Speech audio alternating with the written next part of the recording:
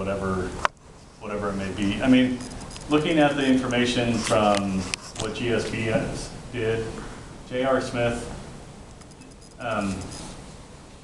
their qualifier numbers, right, is they're both in the threes, which they were all kind of in the threes, which, so it doesn't show that urgent need like it must be done right now from a rebuild perspective, but there are things like the Midway Elementary, right, the cafeteria, you know, I think it's been said it's not big enough, the sewer line's not done, or big enough, or things like that.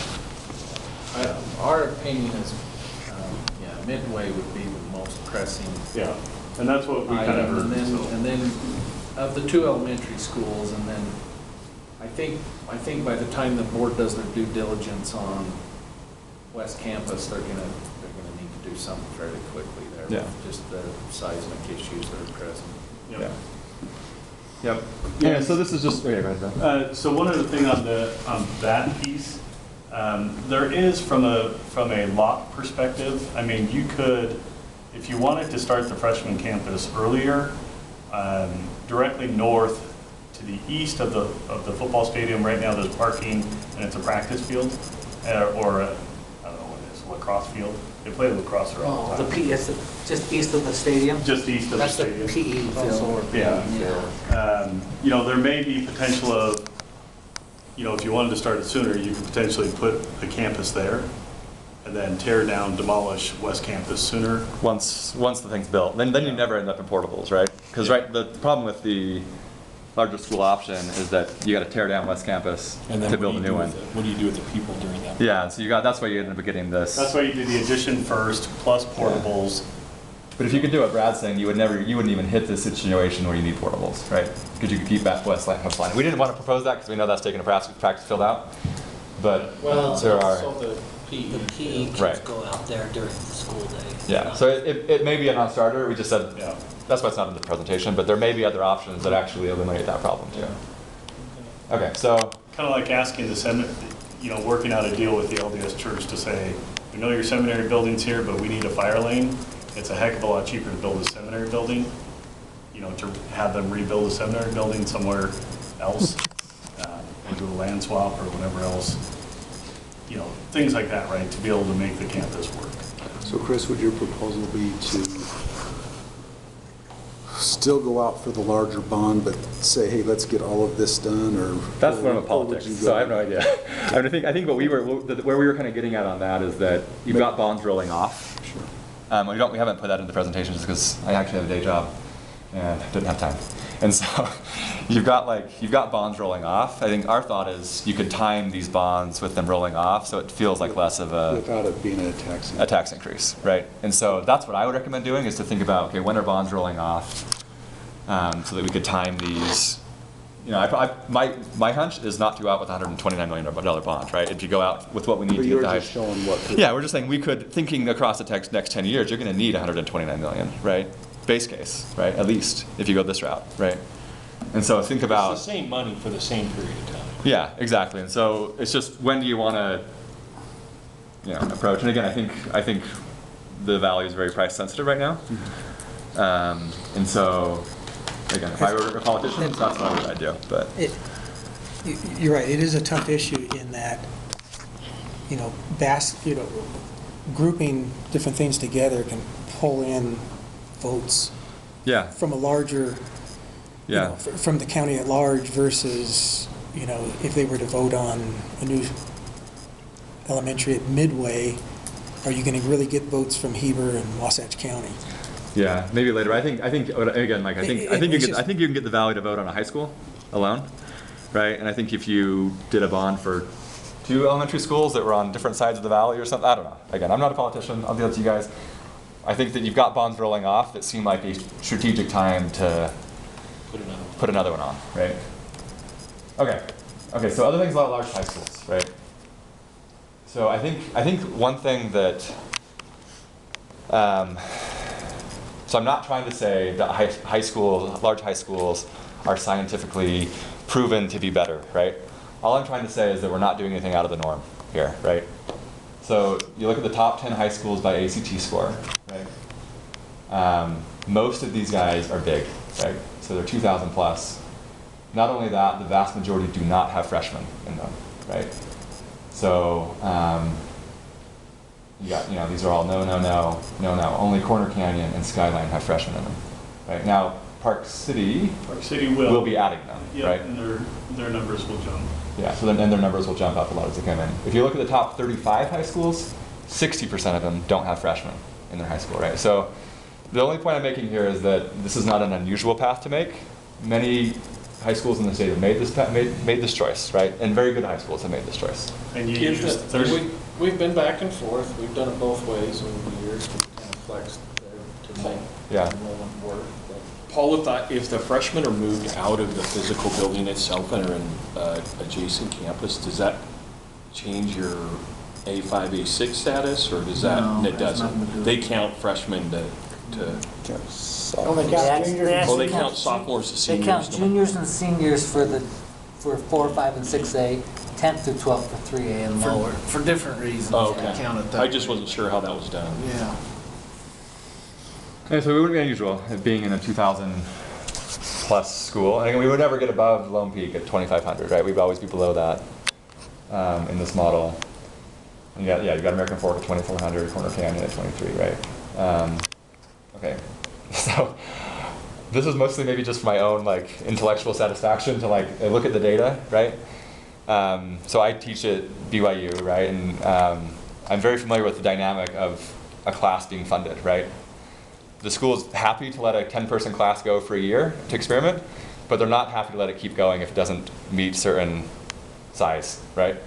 I'm sure the same dynamic is at play in a high school, right? It's hard to justify offering 5-person classes, right? And so what you see here in the data is as the schools get bigger, you get more course offerings, right? This is the number of AP courses offered versus 10th to 12th grade enrollment. It's highly statistically significant.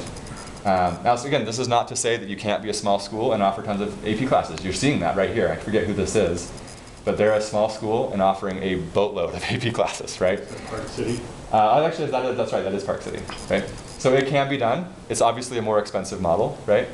Naturally, the economics just work out better to be able to offer more courses, bigger schools. We look at AP classes.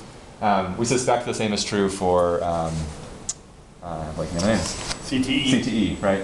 And whatever else, just because you have more students interested in that, and so it's easier to offer the course. And so, for me, this is like the primary reason I would argue for going with a larger school, is it's a lot easier to offer more course offerings. Again, it can be done in small schools, it's just not frequently done because it's expensive. And that's it. We've got a bunch of other slides, but that's basically. We would still maintain that course offerings are not, Yeah. are not congruent. They don't have to be congruent. Yeah, you can make different choices. People have, right? We're below where you'd expect us to be right now. We're at 13. We're the spot right here. Some, there's this whole concurrent enrollment thing that fits in there. And high schools are somewhat driven by, kids vote with their feet. And programs were, like a lot of other high schools, we're struggling with some of the performing arts. It's not such a thing as it used to be. And there's Yeah. a few high schools that have held on to it and have it going pretty strongly. But the point being that there are a lot of families in our valley that prefer concurrent enrollment because they Yeah. know they're going to get the credits. They don't have to pass the test every year. Yeah. We've been we've moved forward pretty quickly with over the years, and maybe we've got behind a little bit these last 4 or 5 years in our AP offerings. We do offer the core AP class in pretty much every subject area. We don't offer the row of 3 or 4 like some schools do. One of the places where we don't have as many, Paul, sorry to interrupt you, Superintendent, is in the foreign language, because so many of our kids are coming in with Spanish. Yep. Some of the ones where French, German, Japanese are kind of easy out. We just don't have kids in those programs. So that is one of the areas where we're kind of low. Yeah, again, that's again, this slide is not to critique what we're doing. It's more to say, Yeah, we're just- it's really to say, as you were saying, in a big school, you're likely to have more feet that will vote a certain way, right? They'll say you're more likely to have enough people for, jazz band, right? Or more likely to have enough people for, Chinese or whatever, right? That's the only point is that one of the benefits of a big school is it's just easier to fill courses, niche courses with enough students, right? That's all I'm saying. And I think that's one of the primary benefits of a larger school. And I think the other thing to keep in mind is we're not talking about small schools versus large schools. 17 to 800 students is not a small school, right? If I were to choose, I would send my kids to a 200-person high school. It would be awesome, right? And Why would you do that? well, just because I think that like at that level, you're really gonna have a strong community. I just don't think at 1,700, right? You're gonna still be in a big, pretty anonymous place, right? Even at 1,200, an anonymous place, right? Like if you look at 1,200, you start picking up some gains there. And being a researcher, Chris, you should tap into some of the small school research. I mean, a lot of these Yeah, big schools, they they have. have schools within a school, and there's tons of research out there that talk about the benefits of Yeah. smaller high schools, and they usually focus on that 800 to 1,200 band. And we're not trying to get there. We've given up on that a long time ago. right. We're not trying to get to 1,200. We'll never see a day, I don't think, in this valley when we'll have a high school. Yeah, I guess that's what I'm saying. So maybe just 1,200. So I did actually look for that research. I couldn't find it. I'd love to review it. I guess what I'm saying, but in the proposals we're talking about here, we aren't even talking about that, right? We're talking about a big school versus a bigger school, right? And so Yeah, so the data actually suggests, the studies actually suggest that the number is around 750 or 800 students. Once you get beyond those numbers, it's not considered a small high school. And the benefits of a small high school are reduced dramatically once you get above those numbers. So to your point of the 8 school. to 1,200, I'll stick to Yeah, that. so it's, once you get above that, the school within a school concept, which, again, a magnet school as an example, instead of a freshman campus, maybe it's a magnet school which pulls 800 or 1,000 kids out into a magnet school concept that focuses on STEM or something else, right? You could get that smaller community, and maybe it's not a school within a school, maybe it's a separate school, but there are options. That was the point. You don't have to have the whole breadth of all the other options that are available that you would traditionally have in a traditional high school, with all the performing arts, all of the sports, all of everything else that may be there. So there's no question that there's a segment of our community that wants to hold on to that culture that's thrived here for generations, for decades of smaller schools being more of a sense of a community and a lot of these things that can go on. But we're open. I don't want to speak for the board. We've got board members here, and they can jump in. We don't have any problem with your presentation. We appreciate you coming and showing it to us, and our plan is to give you time in the next meeting if we can get it scheduled when people can come. And I think we're kind of leaning back towards Tuesday now, and maybe try and start a little early, maybe at 5:30, and then be done by the time the caucuses start. That's kind of the best thing we're coming up with. Wednesday night takes you out, and a few others. It's yeah. So that's kind of what we're leaning towards, and we'll give you time to make your presentation to the committee, and I would suggest that from my standpoint that what you're proposing here will be considered and should have a place as an option in the master plan, and then as you've articulated, moving forward, the board's going to have some work to do to decide where we land on this thing, and part of that will be some community polling and see where the parents are, where the community as a whole are, and before they make a decision to move forward, I think they're going to want to know that they have support in the community. So I think the thing I'd love to see too is just like that we actually get both options, like really well articulated in front of the community, right? In a way that's compelling, and then just let them. I'd be curious to see, like, if they come back and say, let's do the thing in Northfield, let's do it. Like, I think for me, it's not.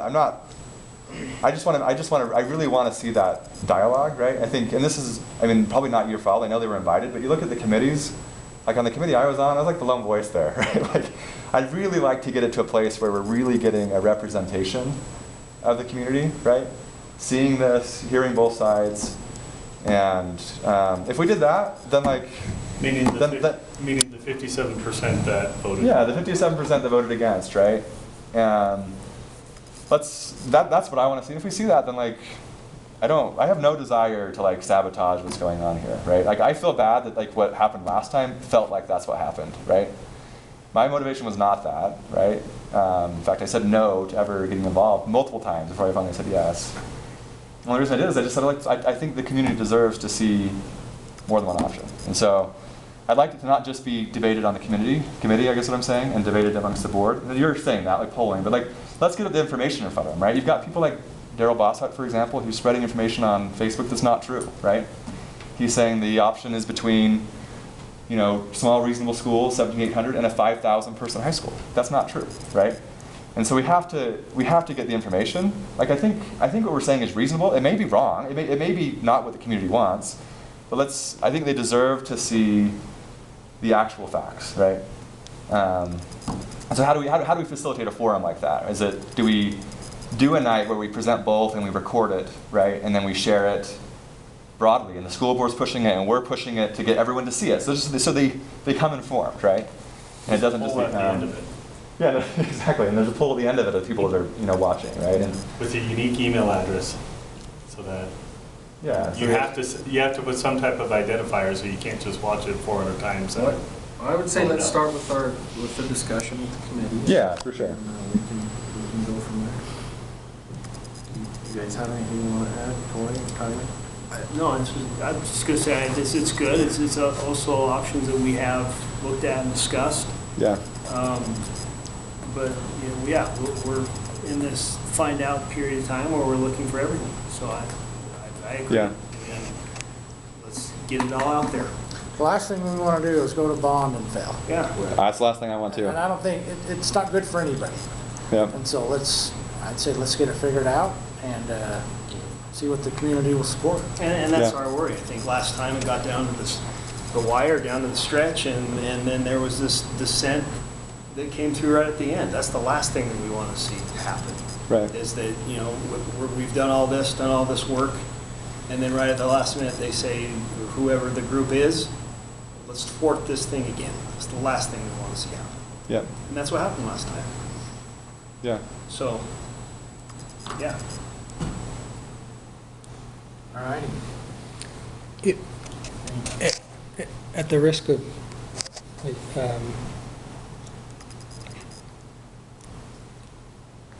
and again, but my motivation is I want the district to succeed, and my Yep. biggest concern is if this is seen as, in terms of the last bond measure, is seen as having failed due to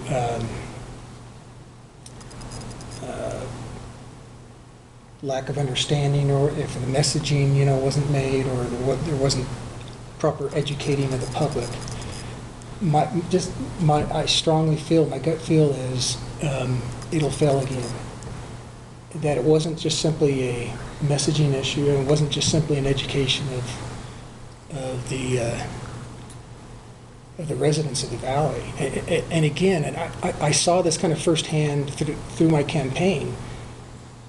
I'd knock on doors all throughout Midway, not every single one, and there was this common theme, and I never raised the issue of the bonds, and you know the residents would bring it up. So that's my fear, is that if you don't see what happened for what really happened last time, that we end up striking out again, and at the end of the day, the students and you know, the families here are going to be the ones, you know, hurt by it.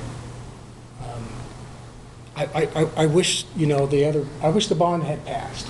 I wish it had passed. But that's not what we're facing.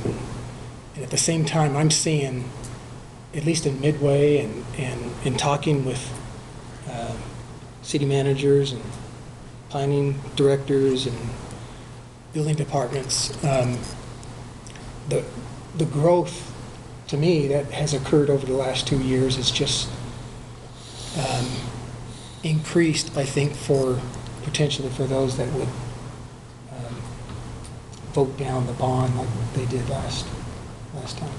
So that's just kind of the message that I would hope that we kind of don't repeat the same steps that we did last time in order to be successful. And I think this one addresses the primary concern that you're hearing from them is to be, fiscally responsible, to be able to show and demonstrate that. So that's just my 2 cents. I want the district to succeed. I think we get a bond like this. I mean, again, if it's a $59 million bond, I think you could pass. I guess what I said is like you'd have me as if we do it right and we really present the options fairly, you'd have me as I would be your ally, right? I want to advocate for. I think Kevin's saying the same thing. We want to advocate for a bond that will pass, right? And again, it doesn't have to be ours. Like if the community comes down squarely and they're presented with these options, they come down squarely saying, hey, we want the new high school in the North Fields, then I'm not going to be a last minute saboteur, right? Like, as long as we've really presented the options fairly, right, and shown them both sides and let them see this is the trade-off, right? I think one of the frustrations in the committee meetings is, even in the last one, this wasn't you guys, this is feedback that should get back to the GSBS, is that they presented options, but they didn't present trade-offs, right? And the reality is when you're voting on a bond, you're voting on a trade-off, right? Everyone would vote for the smallest school possible with the best teachers and the smallest, like we have to present the trade-offs. And what this does is it says, look, here's a package, this is what it costs. Here's a package, this is what it costs. They both have trade-offs. So, which one do you want, So if you feel like your proposal and other proposals are adequately presented to the community, and we somehow gather the correct feedback from the board, through the board, from the community, you would support whichever one it is. I think so long as we felt like it was fair, right? Again, I think there's been unfair things done, right? Or misinformation spread on both sides, right?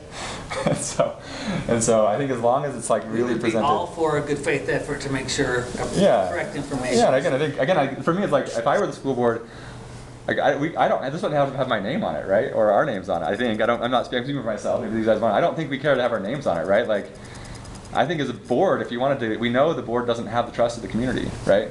We saw that in the surveys, right? I think the board should come out with like, hey, here's 2 options. We think they both have their merits, right? Let's talk about them, right? To me, that would restore a lot of confidence in the board, right? Where you're not trying to just, through the committee meeting, maybe it's just I'm just so cynical, right? Like I felt like it was skewed, right? I went through and counted data, and I felt like the time small schools was coming up was greater than, you can see it back here, right? So if you look at that's probably the side point, but like, yes, I think like a good faith effort, you'd have my support at least, right? How do you feel about that, Tracy? I totally agree. I want a bond that will pass. I mean, I think the kids need it, but the taxpayers need to be a part of this process, and they have to feel comfortable with the costs involved and, like Chris said, the trade-offs. There are ways to accomplish some of this where we can show to the taxpayer it's more fiscally conservative while we see how this growth pans out. And we didn't bring up the property tax problem, but that is a real problem that we've been working on for 2-3 years with the county, and we still haven't gotten it straightened out. Okay? People, I just got a call before I was coming here from a taxpayer that's going, I need to talk to you because I'm hearing they're coming to my house and checking out my house. So there's people that are overpaying, and there's other people that haven't been reassessed in 8-10 years. And it's a real problem in the community. So This is also happening before the bond election, and we're just trying to be straight up, you know? People are concerned about their taxes this So you feel like if proposals, this proposal or other similar proposals, if we vetted it in the community thoroughly and we did the proper polling through some scientific, using professional polling companies to do that, you could